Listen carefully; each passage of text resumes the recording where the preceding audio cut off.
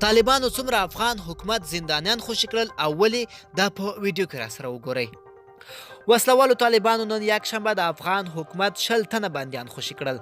دا بندیان د کندهار له شورابک ولسوالۍ نه اوس د کندهار ښار ته رسېدلي دي. داسې تمه کېږي چې دا کسان په وروسته د سره صلیب نړیوالې ادارې ته سپارل کېږي. که څه هم افغان چارواکو تر دې دمه د طالبانو له بنده د حکومتي بندیانو خلاصون نه دی تایید کړی، خو له امریکا سره د سولې هوکړې لیک له لاسلیک کولو وروسته دا لومړی ځل ده چې طالبان د افغان حکومت زندانیان خوشي کوي. طالبانو نه دی ویلي چې خوشي کېدونکي کسان څوک دي او چیرې او څه وخت نیول شوي وو، یا د ډلې لا په دې اړه جزیات نه دی ورکړي چې د افغانستان د دولت بندیان ولې خوشي کوي.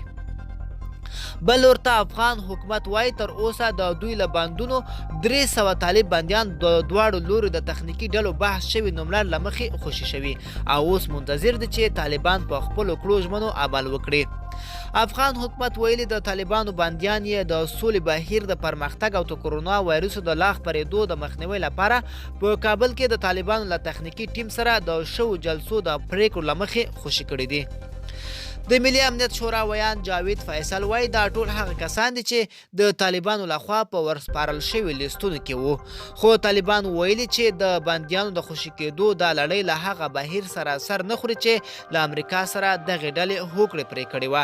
طالبانو ټینګار کړی چې له امریکا سره د تړون او د دوی لخوا حکومت ته د سپارل شوي نومړه له مخې د بندیان خوشي شي.